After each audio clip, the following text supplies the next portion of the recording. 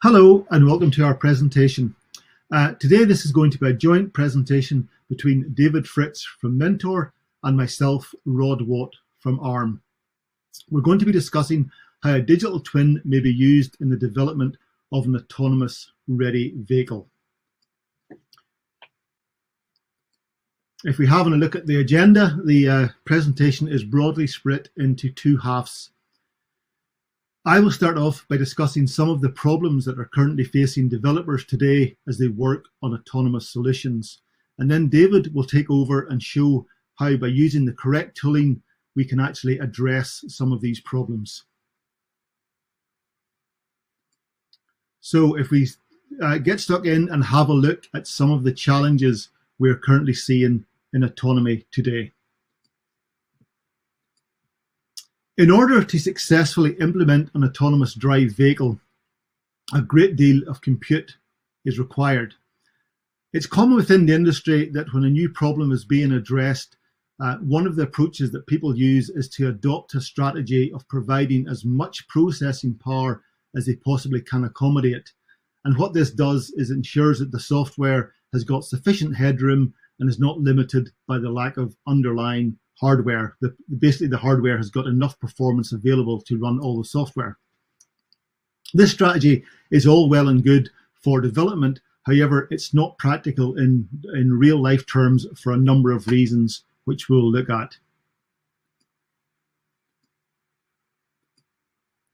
Of course, with high performance comes typically high power consumption. As cars move to battery powered in particular, keeping the power consumption at a minimal will become even more important. And this will enable cars to run further when they've got a full battery and also help reduce what the new phrase that's been coined of range anxiety. Now, this is particularly important in the case of robo-taxis, where when a taxi is being charged, it's obviously not making money. So we really want to avoid as much power consumption as you possibly can, because taxis don't make money when they're being charged. And this will also become very beneficial when you can actually keep the taxi on the road for longer. Of course, it's not just the power consumption. When power is consumed, heat is typically generated, and high performance compute typically also means high thermal cost. Now, a processor that's running at a high thermal rate is going to be generating an awful lot of heat, and that heat has to be dissipated.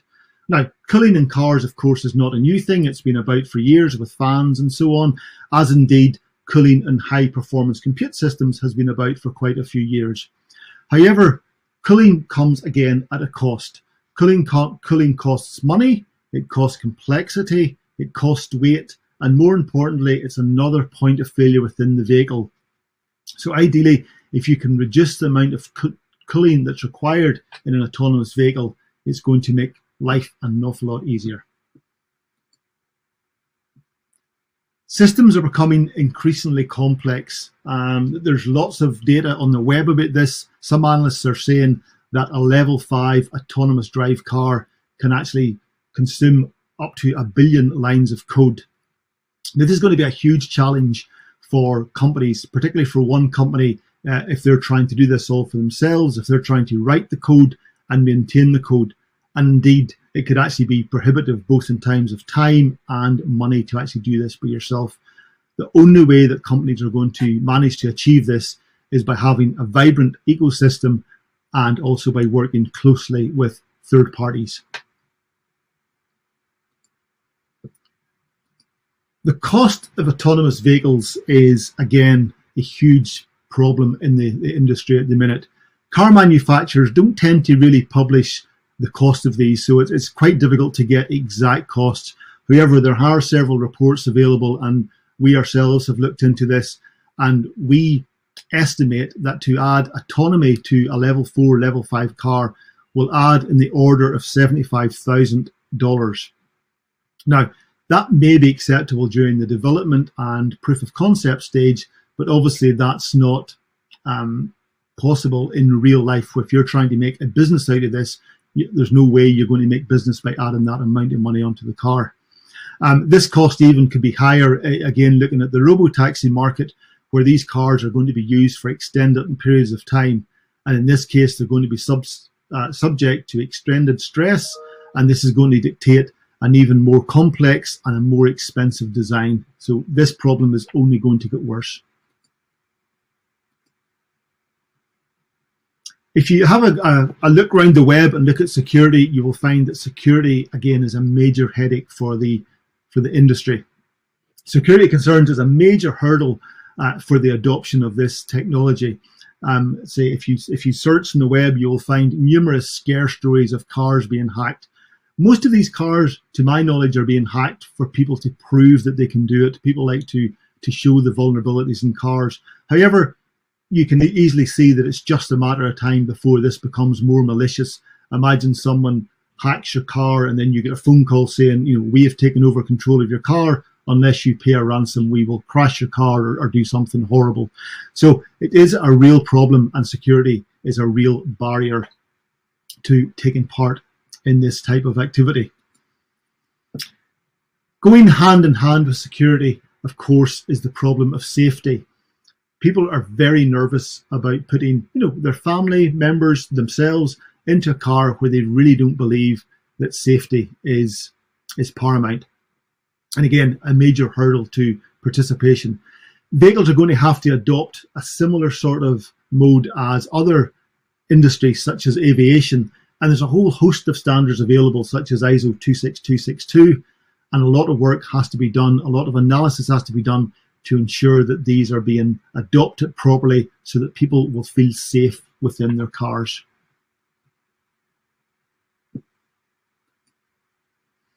Now, if you look at the actual architecture of an autonomous vehicle, of course, there's very, very different ways that you can actually do this.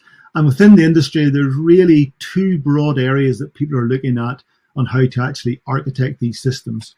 The two systems are referred to as a centralized system and a distributed system. A centralized system is a system where basically all the computing is carried out in one central area, and a distributed system is where that compute power is distributed more around the vehicle. So here's an example of what a distributed system could look like. And in this case, each sensor has the ability to process its own data and form object tracks. Then it communicates these with the adjacent nodes and indeed with a centralized node. And this locally generated tracks are then communicated towards a central fused system. It all combines these local tracks to form a common estimate, and that then goes towards the global decision making. Now, this has got advantages and disadvantages, as with all systems. It does reduce the bandwidth and the central processing. However, this system can add latency and overall system complexity. Now, if we compare that to a centralized system, and a centralized system you can see is very different, where all the compute is carried out in one central processing unit in the middle. You can see here that all the sensors will forward their raw data directly to that central processor. And what it's doing is taking in common spatial and temporal data, and that produces, that's all integrated together to actually then help drive the car. So again, this is a less complex system. However, it can actually lead to more complex algorithms in order to handle all the data that's coming in to those centralized systems. So that was a very quick overview of the industry, of some of the challenges that are currently being faced. I'm now going to hand over to David, who's going to look at how some of these problems can actually be tackled with having the right tools and tooling available. Thank you, Rod. Before we dive into my slides, I'd like to kind of sum things up a little bit. Very often these days we hear the term digital twin. What exactly does digital twin mean? What does it do? How do you define a digital twin? And there are many definitions out there, almost as many definitions as people you care to ask. But I like to break them up into two categories. There is a directive digital twin that in essence identifies requirements often used in the automotive industry for traceability, tracking requirements, working with the ISO 262 functional safety qualification process. The other part of it is much more familiar to the engineering community, and I call it an executable digital twin, meaning we've actually created a digital version, sometimes called a virtual version, of the entire vehicle. And that's pretty critical to understand, because once we have the virtual representation of the vehicle, we can run hardware that is modeled to be exactly the behavior of the hardware that is still under development. Very often that would be systems on chip, it would be the network systems, all those things. And running a full software stack, running the actual software, is going to be in the vehicle itself. So it benefits the hardware teams, it benefits the modeling teams, it benefits the software teams. And then once we have that virtual representation of high fidelity of the vehicle itself, now we can do some very special things. We can actually run that vehicle in a virtual world and provide real stimuli to that system that we're in a process of designing, debugging, testing, etc. That's really important in and of itself, because there's this issue of how do you correctly verify what your system's behavior is going to be in these particular corner case scenarios that could be too expensive, too difficult, or too unsafe to test in a physical platform. So in these next few slides, we're going to talk a little bit about what's driving the engineering side of all that complexity that Rob just mentioned. Okay, now it's also important to understand the impact of these changes on the automotive ecosystem itself. On the left side, where we are today, you see sort of the traditional automotive ecosystem with OEMs, tier 1 integrators, tier 2 chip suppliers, and all that comes together in a flow that is essentially bottom up, where the chips are defined, systems are wrapped around the chips, those are sold to the OEMs. The complexity that we're talking about today is changing the ecosystem in ways such that the OEMs feel like they have to have more control over what is being developed and how it's being developed. They need to know many years in advance what the power and thermal and performance characteristics are of the solutions that are going into distributed systems and centralized compute systems.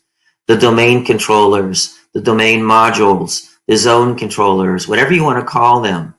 So the OEMs now are driving requirements down through the ecosystem, and that's changing how the tier 1s and the tier 2s are actually interfacing with their customers.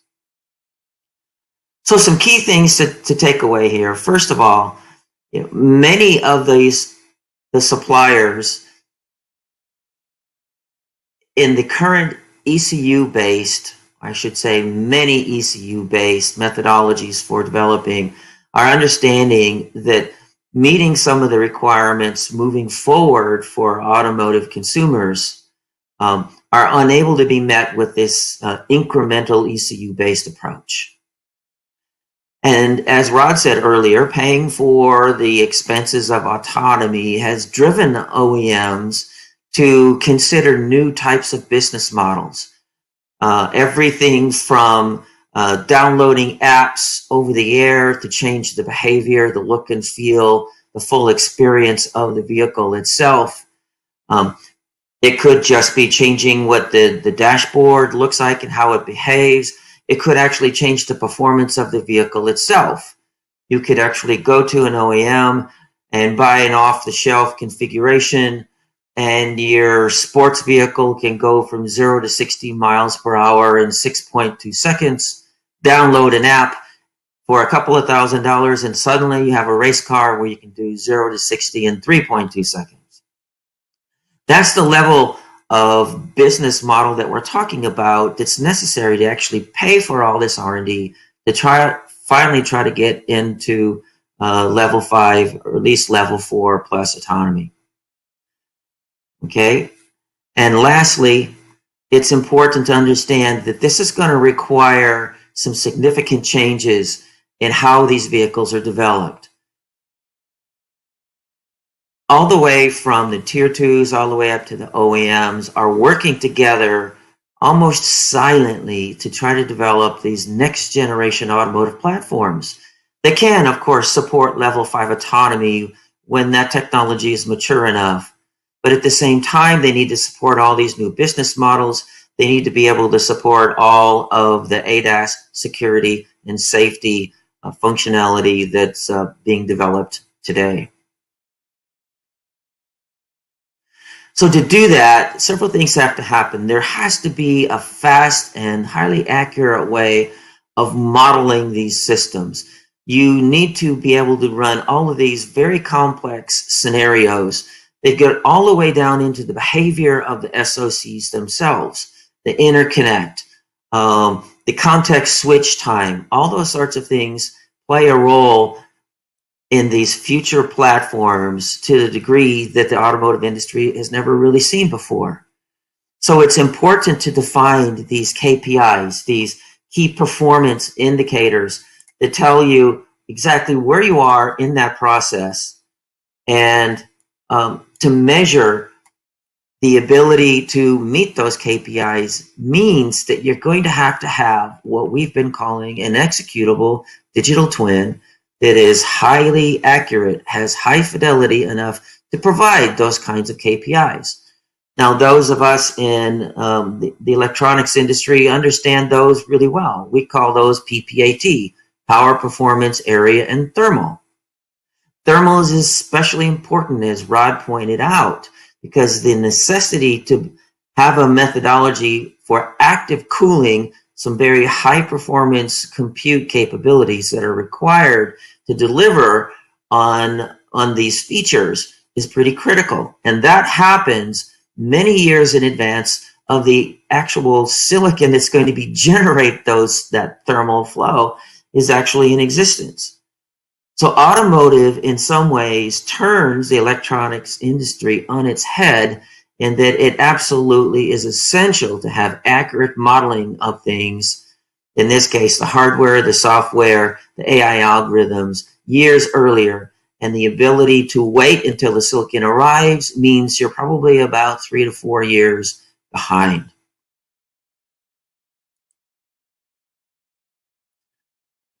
So this slide shows very briefly about how this model-based engineering methodology, which is very popular in the automotive industry, fits into the digital twin, and how that starts to intersect electrical engineering as we know it, in this case, particularly the silicon side and the software side of this. So we have this progression from functional modeling to a platform architecture, all the way to this high fidelity modeling. And then, of course, the typical implementation using ARM portfolio IP, that sort of thing, to get at the actual silicon itself. But what's necessary is the company, the tier 2 suppliers very often that are actually producing this silicon, are now encroaching or being forced to move left in this process.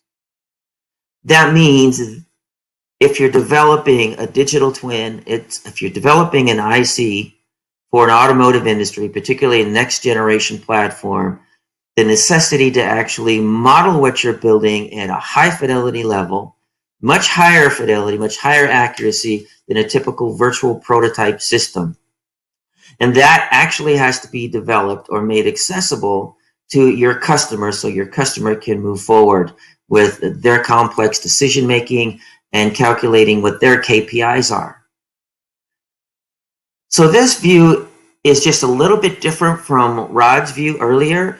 We're trying to find a generic way to represent the possibility of central compute and zonal compute, two other methodologies, two different wordings for what Rod called distributed and central computing.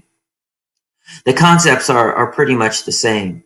But you can see the important point here is that we're moving away from having 50, 60, 100 plus ECUs, separate printed circuit boards, separate microcontrollers, separate software from different suppliers.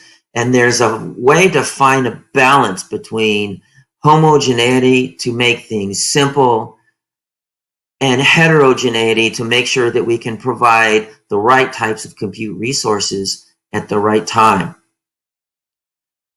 So we've talked to many different OEMs, many tier ones, many tier twos. I dare say the majority of all of those in the ecosystem.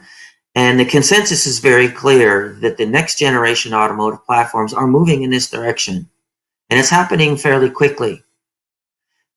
What I want to bring out today is that those of us that have been in the smartphone industry, those of us that have been in digital TVs, it could be high performance printing, any of these other industries that have gone through this evolutionary change whereby the need to model things before they happen, before they're developed, in order to determine empirically where you are at meeting your complex requirements are pretty critical.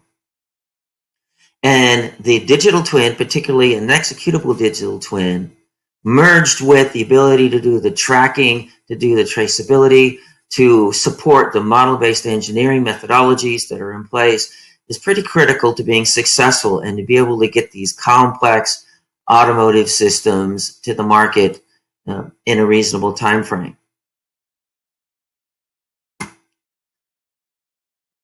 One of the complexities that are behind and often not discussed and are an important part of these future platforms that are being developed is the need to be able to dynamically map the applications to the compute resources. And a lot of the infrastructure, whether it's distributed or central compute, is dependent upon how the OEM decides to handle this particular aspect of how these systems are constructed. We're used to, in the PC world, you download some software and it runs, and there is a mapping process to that where you look at the requirements of the application and it decides which and how many cores are required, whether or not it needs a GPU. It's very common. Smartphones operate in very much the same way, but to date, cars have not.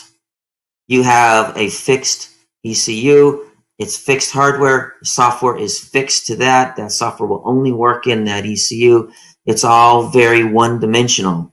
But to meet the business requirements and to meet the level 4 and level 5 autonomy requirements, we need to have this ability to dynamically map. When the vehicle's started, then applications at that point are going to get mapped to the compute resources that are there. If you think about this, this makes a lot of sense.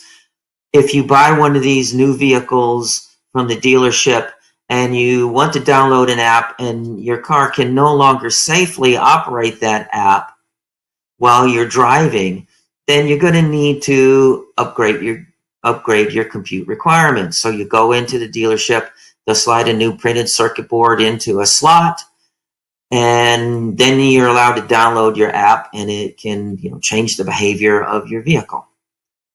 So we have this extensibility all the way from a very low-level vehicle, a value tier vehicle, they call it, all the way up to the premium tier.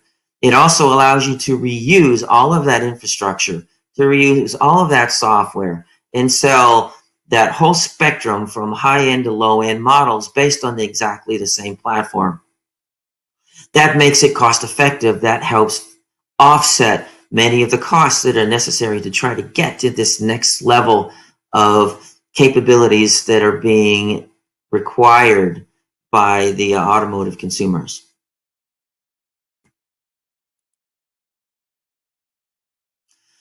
Reliability is another area that's not mentioned very often, and I think it's worth a minute or two to talk about that, particularly because this kind of thing requires a digital twin and all of its complex tooling, everything to model the SoC, the full software stack, the interaction between software components, hardware components, network latency, all those things need to be modeled in that executable digital twin in order to identify these issues before the final production vehicle gets on the road.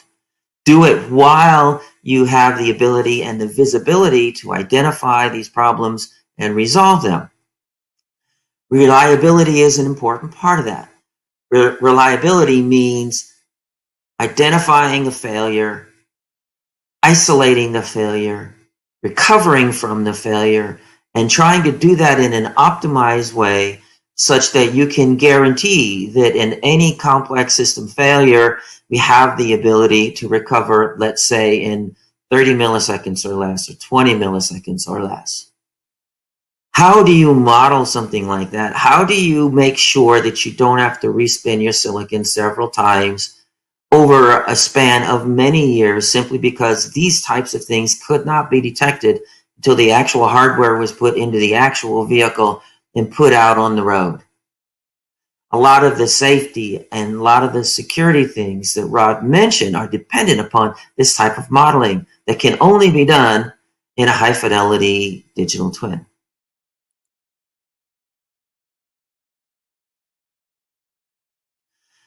One way to do this is to have hardware redundancy, and in many cases that's absolutely required.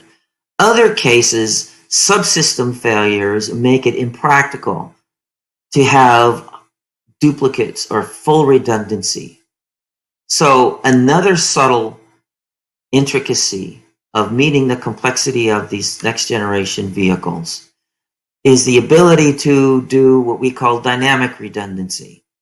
And that's where we use that same technology we talked about earlier of mapping software applications to hardware resources. We can also map redundant applications which are dormant, waiting for a failure to happen. The system itself then is designed to keep the impact of that dormant redundancy minimal, and it lowers the cost impact and the complexity of the system itself. So when a failure happens, the failure mode triggers in, and it may take something like stopping the video stream to the kids' seats in the back of the vehicle so that you can reuse those capabilities to have a redundant system take over and make sure that you don't crash. That's just a concrete example of the kinds of redundancy that we're talking about. And of course, built into that, we have ISO 26262. A lot of this is also built around ISO 21448.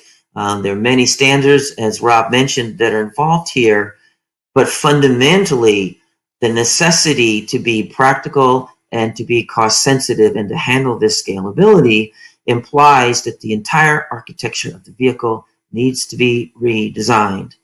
That's happening today, and it's being redesigned by these high-fidelity digital twins that can model the sensing, that can model the vehicle dynamics, and it actually models the SoC, and we're running full software stack on that. That means that the choice of the intellectual property that's going to go into there has to be made early, and that falls very, very nicely into ARM's automotive enhanced IP portfolio. Their ability to do the simulation, the ability to characterize that IP is a critical way of moving forward because all that can be placed inside the digital twin itself. So here we have a diagram that's showing exactly what I just talked about, the ability to do this dynamic redundancy and the ability to use that capability to do fallover case backup scenarios without duplicating hardware and software unnecessarily in the system and keeping things cost effective.